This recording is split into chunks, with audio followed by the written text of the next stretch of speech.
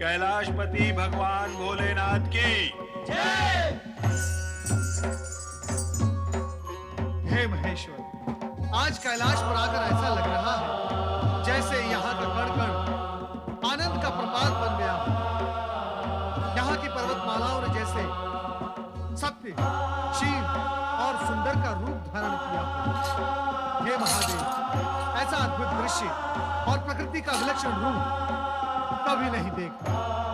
आज महाशिवरात्रि है देवर्षि।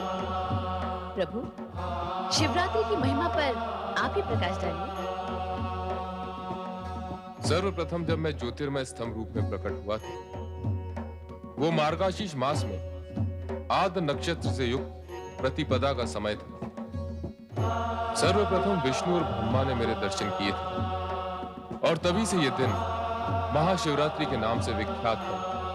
हे महेश्वर, इस शुभ दिन का महत्व बताने की कृपा करें। भक्तजन इस रात्रि को शिव कृपा पाने की इच्छा से हमारा पूजन करते हैं, किंतु ये इच्छा पूर्ण होना इतना सरल नहीं। क्यों प्रभु? जब तक हृदय में अज्ञान और अधर्म का साम्राज्य चलता रहेगा, ना तो शिव तत्वों का प्रकाश होगा, ना ही मन का अंधकार मिटेगा। स्वामी, ये शिव तत्व क्या है और इसकी महिमा क्या है? नारद, तुम तो शिव और विष्णु दोनों के ही परम भक्त हो। सती की इस जिज्ञासा का निवारण तो तुम ही कर सकते हो। अवश्य करूंगा महादेव, किंतु इस समय मेरा मन गुरुद्रोह की व्यथा से व्याकुल है। गुरुद्रोह? ये कौन है देवर्षि? एक आदिवासी भील। अभी अभी अपनी आंखों से उसकी व्यथा देखकर आ रहा हूं। किंतु ये गुरुद्रोह है कौन और इसकी व्यथा क्या है? कृपा करके मुझे भी बताइए ना देवर्षि। हे महेश्वर, इससे पूर्व कि मैं देवी सती को उस भील के संदर्भ में कुछ बताऊं, कृपया कर आप मुझे ये बताएं कि जो कुछ उस भील के साथ हो रहा है, ये सब कहीं आप ही की तो लीला नहीं? नारायण नारायण। परम ब्रह्म तत्व को जानने वाला ऐसा प्रश्न नहीं करता नारद। तुम सती की जिज्ञासा का निवारण करो। माता, गुरुद्रोह एक आदिवासी भील है जो अरण्यों में रहकर पशु पक्षियों का शिकार करके अपने कुटुंब का पेट भरता है। आज मैंने अरण्य में क्या देखा कि गुरुद्रोह एक हिरनी पर अपना लक्ष्य साध उसके पीछे पीछे भाग रहा था। हिरनी की भागने की गति इतनी तीव्र थी कि बहुत प्रयास करने पर भी गुरुद्रोह का लक्ष्य हिरनी पर नहीं लग रहा। देखते ही देखते हिरनी अदृश्य हो गई और गुरुद्रोह हताश और निराश हो गए।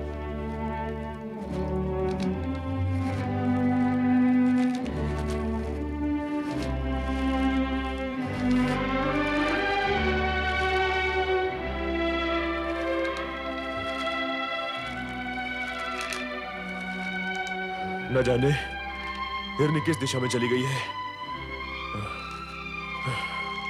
इस पेड़ पर चलकर देखता हूं।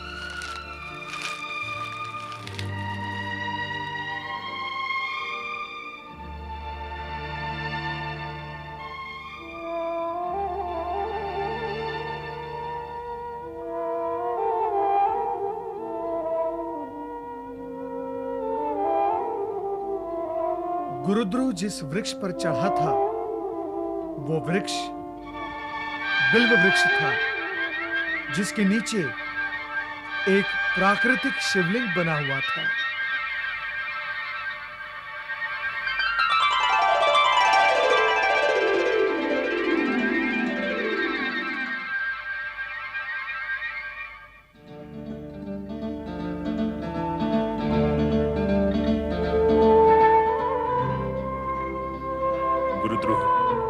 तू इस निरीह प्राणी के प्राण क्यों हरना चाहता है? इसने तेरा आखिर क्या अनिष्ट किया है जो तू इसके प्राणों के पीछे पड़ा हुआ है?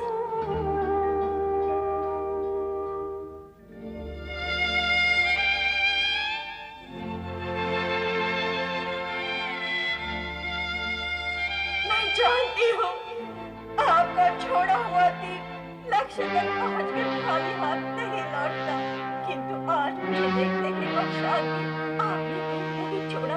आप किसी दुविधा में हैं। मेरी मृत्यु की घड़ी टल चुकी है। मैं आपकी आभारी हूँ।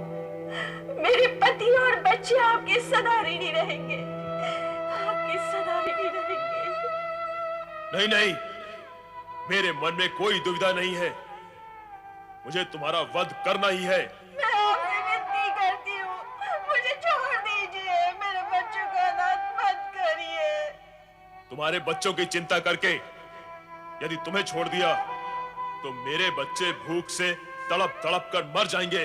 नहीं, ये मैं नहीं होने दूंगी। मेरे पति और बच्चे मेरी प्रतीक्षा कर रहे होंगे। बस मुझे इतना समय दे दीजिए कि उनसे एक बार मिलूं और कह भी आऊं कि यही हमारा अंतिम मिलन है। भगवान के लिए मेरी ये विनती स्वीकार कर लीजिए। और तुमने छल किया तो? तुम ना लौटी तो? मैं एक माँ हूँ, बच्चों की भूख का अर्थ समझती हूँ। मेरे छल के कारण आपके बच्चों का अनिष्ट हो, ये मुझे कभी सहन नहीं होगा। मैं आऊंगी, अवश्य आऊंगी, ये मेरा वचन रहा। प्राणों के भय के आगे वचन झूठे पड़ जाते हैं। और फिर भूखे के सामने पकवानों से भरी थाली या शिकारी के सामने शिकार हो और वो उसे छोड़ दे, ये कैसे संभव हो सकता है?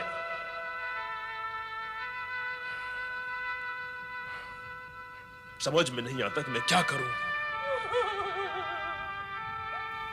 तुम रो रही हो? नहीं, मुझे तुम पर दया आ रही है। दया? और मुझ पर? हाँ, क्योंकि मैं तुम्हें तुम्हारे धर्म से विमुख कर रही हूँ। यदि घोड़ा घास पर दया करेगा तो खाएगा क्या? तुम शिकारी हो, यदि सामने आया शिकार छोड़ दोगे तो तुम्हारे परिवार का पेट कैसे भरेगा? तुम तुरंत चली जाओ यहां से, अन्यथा स्वभाववश हाथ में पकड़ा ये बाण चल जाएगा और तुम्हारे प्राण पखेरु उड़ जाएंगे। उस दशा में तुम्हारे परिवार वाले, तुम चली जाओ यहां से। आपने अपना कर्तव्य पूरा किया, अब मैं भी करूंगी। घर में सबसे मिलने के उपरांत यही आकर तुम्हारे सामने खड़ी हो जाऊंगी। तब तुम मेरे प्राण हर लेना। तुम्हें मुझ पर भरोसा नहीं? तुझ पर भरोसा है या नहीं, मुझे तो अब स्वयं पर भी विश्वास नहीं रहा। तुम कुछ सोच रहे हो? नहीं नहीं, तुम शीघ्र जाओ और जल्दी लौट कर आना। मैं तुम्हारी यहीं प्रतीक्षा करूंगा। धन्यवाद शिकारी जी, धन्यवाद।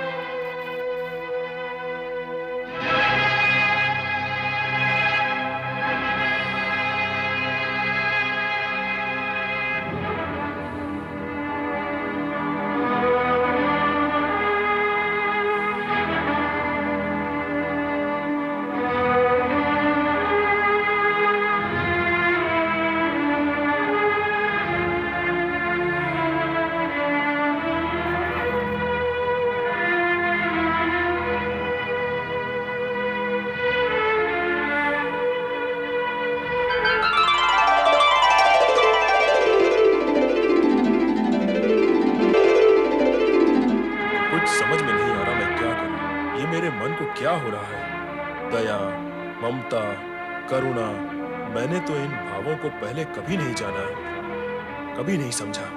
मुझे अपने आप को संभालना होगा। शिकार करना मेरा कर्म है, मेरा धर्म है। मैं उसे नहीं छोड़ सकता।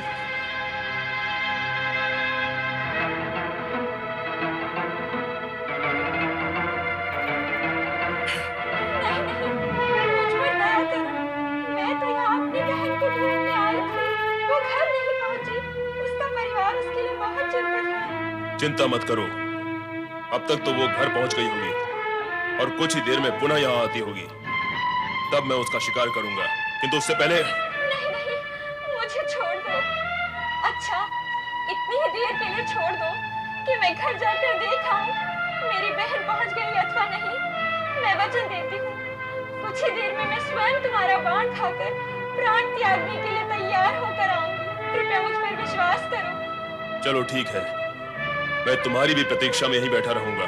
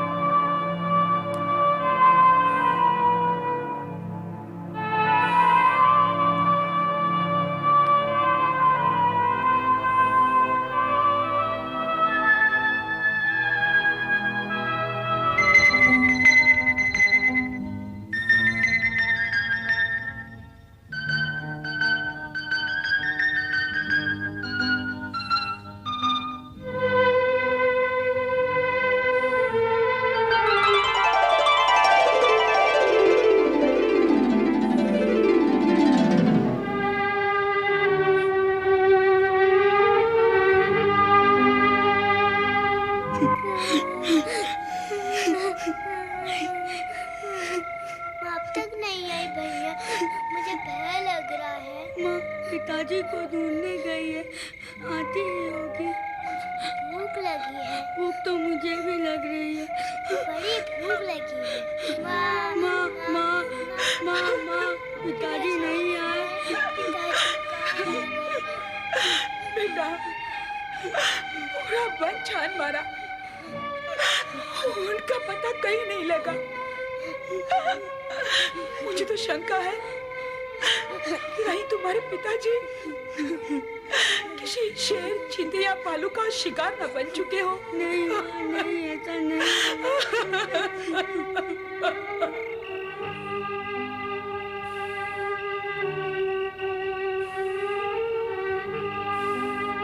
लगता है वे दोनों नहीं आएंगी। मुझे मूर्ख बना के चली गई। अब प्रतीक्षा से कोई लाभ नहीं।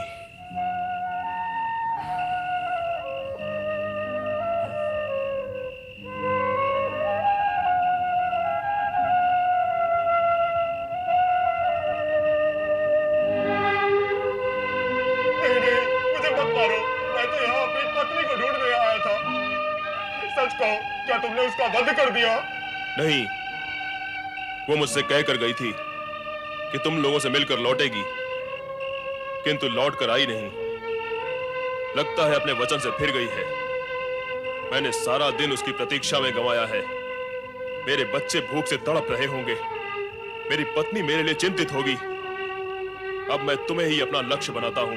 मैं तुम्हें नहीं छोड़ूंगा। मत छोड़ना, किंतु इतनी विनती है, मुझे एक बार अपनी पत्नी से मिल लेने दो, फिर मैं स्वयं तुम्हारे सामने बाण खाने के लिए सहज खड़ा हो जाऊंगा। ठीक है, तुम भी जाओ, किंतु शीघ्र आना, बहुत विलंब हो गया है।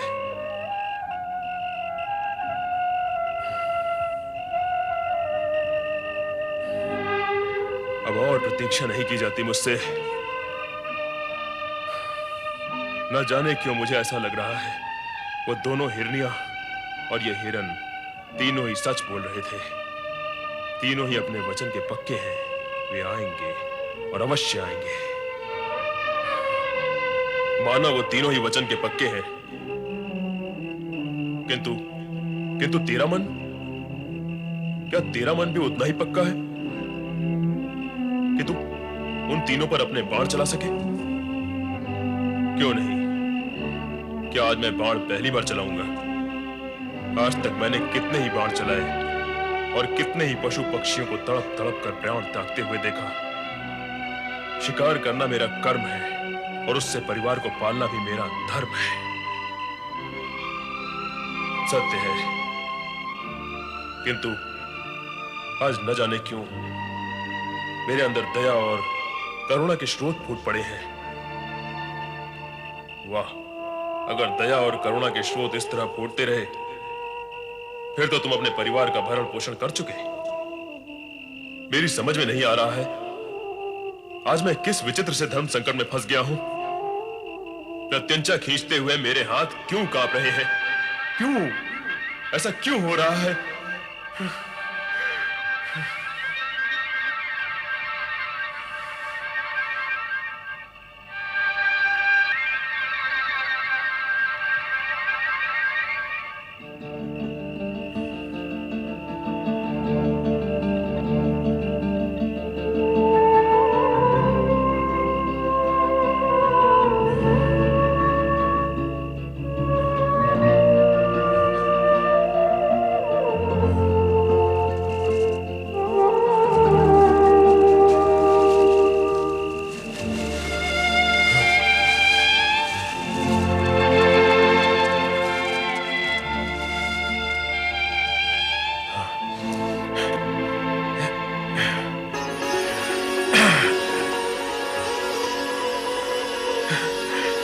प्रभु, आप प्रभु, प्रभु,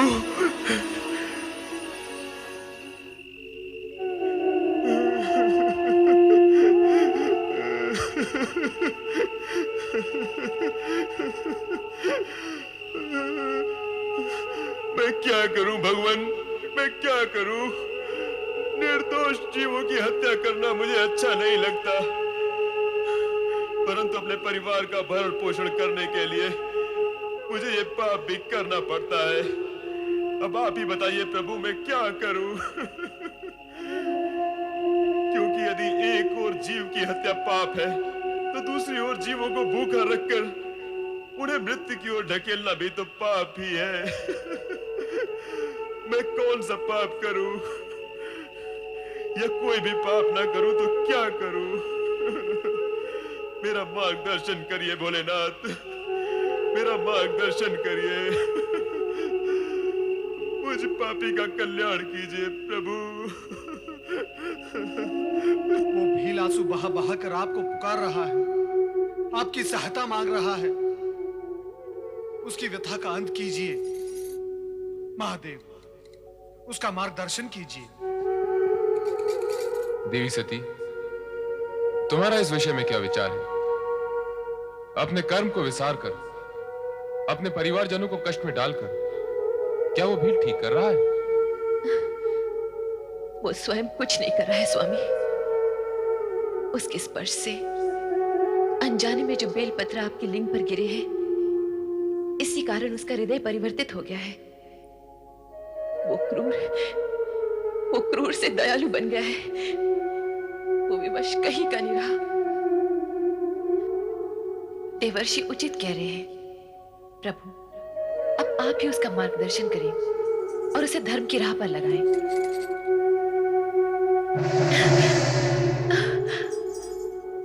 माता, प्रभु ने मेरी विनती सुन ली, मेरी प्रार्थना सार्थक हुई। अब उस भील का उद्धार अवश्य हो जाएगा। नारायण नारायण नारायण। मुझे सद्बुद्धि दो भगवान, मुझ पर दया करो, मेरा कल्याण करो प्रभु, मेरा कल्याण करो भोलेनाथ।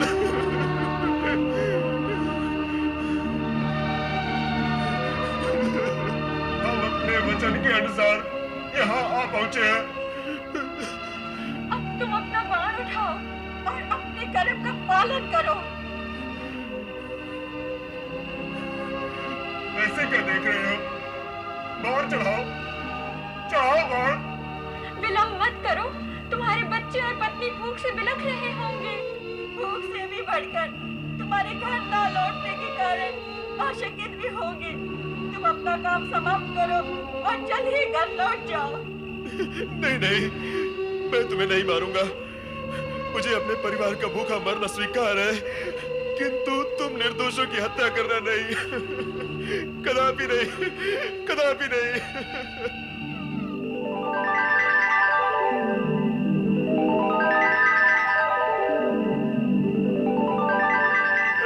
भोलेनाथ, भोलेनाथ।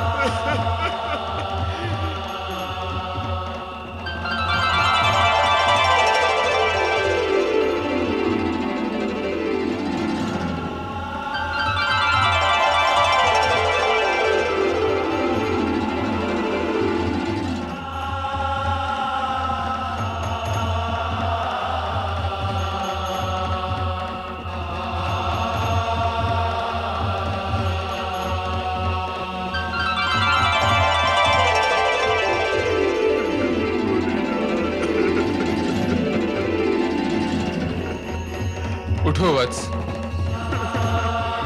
गुरुद्रुव, उठो।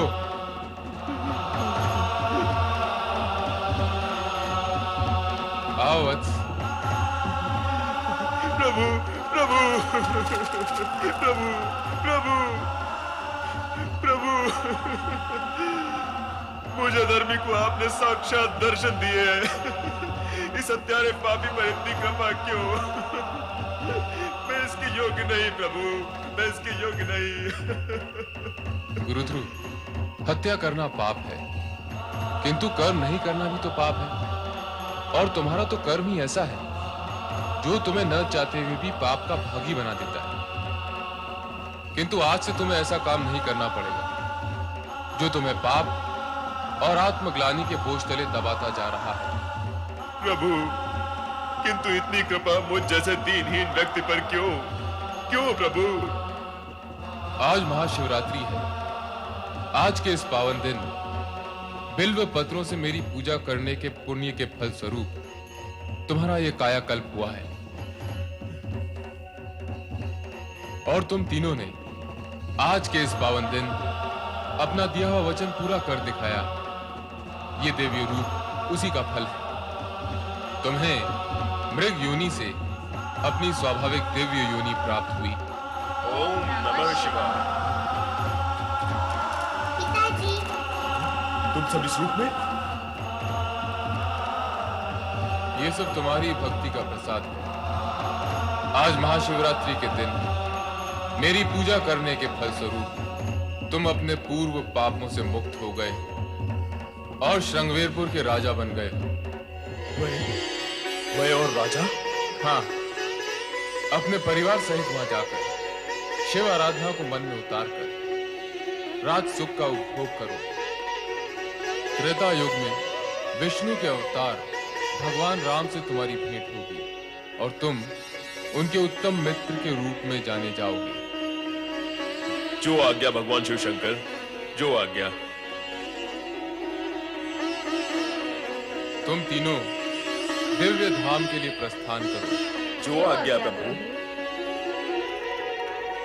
गुरुध्रुव, महाशिवरात्रि के दिन तुमने शिव आराधना करके शिव भक्तों के अध्याय में अपना नाम अमर कर दिया है। जो भी शिव भक्त महाशिवरात्रि के दिन तुम्हारी ये कथा सुनेगा, उसे वो सारे पुण्य प्राप्त होंगे जो तुम्हें हुए हैं। कल्याण भव।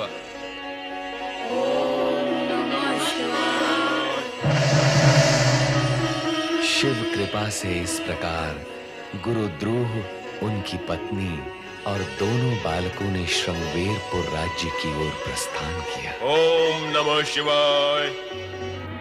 श्रृंगवेरपुर नरेश महाराज गुरुद्रोह की। श्रृंगवेरपुर नरेश महाराज गुरुद्रोह की। श्रृंगवेरपुर नरेश महाराज गुरुद्रोह की। श्रृंगवेरपुर नरेश महाराज गुरुद्रोह की। महाराज, श्रृंगवेरपुर की प्रजा आप जैसे शिव भक्त को अपने राजा के रूप में पाकर अति प्रसन्न है। महामंत्री जी, ये सब भगवान शिव की कृपा का फल है। हम चाहते हैं हमारी प्रजा निरंतर भगवान शिव की आराधना करके उनकी कृपा प्राप्त करती रहे, जिससे कभी किसी को कोई कष्ट ना हो। अवश्य महाराज, सारी प्रजा में ओम नमः शिवाय इस पंचाक्षरी मंत्र की गूंज उठ रही है। ओम नमः शिवाय। ओम नमः शिवाय। नारायण नारायण। महामंत्री का कथन अत्यंत सत्य है महाराज। महाशिवरात्रि की रात्रि को आपके मन में जो शिव भक्ति की ज्योति प्रकट हुई थी, उसी के प्रभाव से आपको ये शिव भक्त प्रजा और श्रृंगवेरपुर राज्य प्राप्त हुआ है। ओम नमः शिवाय। मुझे सब स्मरण है देवर्षि। मुझे ये भी स्मरण है कि उस रात आप ही ने मुझे बिल्व पत्र के पेड़ पर बैठे देखा था और नारायण नारायण। और मैं वहां से सीधा शिव सती के शरण में कैलाश पहुंच गया था। राजन, आप अत्यंत भाग्यवान हैं।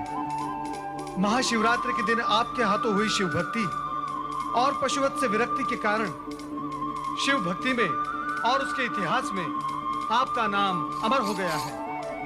स्वयं शिवजी और माता सती आपकी शिव भक्ति की प्रशंसा करते हैं। ये सब आपकी कृपा है देवर्षि। मेरी नहीं राजन, भोलेनाथ की कृपा है।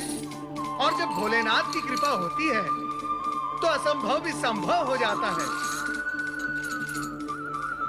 राजन, मैं आपको एक रहस्य बताना चाहता हूँ। कौन सा रहस्य देवर्षि? युगों युगों तक आप श्रृंगवेरपुर पर राज करेंगे। शिव भक्ति से प्राप्त सिद्धि के कारण आपकी आयु अपरिमित होगी। आप त्रेता युग में भी जीवित रहेंगे। क्या कह रहे हैं देवर्षि? मैं त्रेता युग में भी जीवित रहूंगा? हाँ राजन, भगवान विष्णु जब त्रेता युग में राम का अवतार लेंगे, तब आप उनकी सहायता करेंगे और राम भक्त के रूप में आपका नाम अमर हो जाएगा। धन्य है देवर्षि, आप सचमुच धन्य हैं। आपने मुझ पर जो उपकार किया है, उसके लिए मैं सदा आपका ऋणी रहूंगा। नारायण नारायण। मैं तो शिवजी का छोटा सा सेवक हूँ।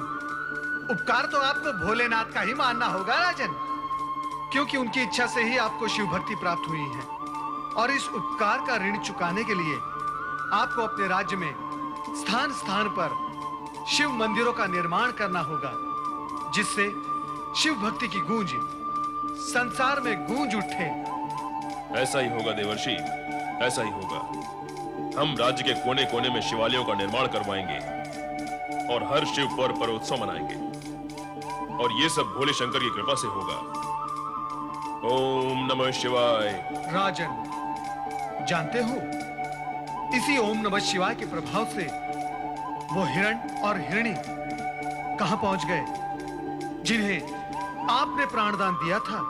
नहीं देवर्षि, बताइए वे कहां हैं? महाशिवरात्रि को अपना वचन निभाने और शिव भक्ति में सहयोग करने के कारण वे पशु योनि को त्याग कर सीधे स्वर्गलोक पहुंच गए हैं। स्वर्गलोक में? हाँ राजन, अब मैं स्वर्गलोक पहुंचकर उन्हें भी ओम नमः शिवाय की महिमा सुनाऊंगा। नारायण नारायण।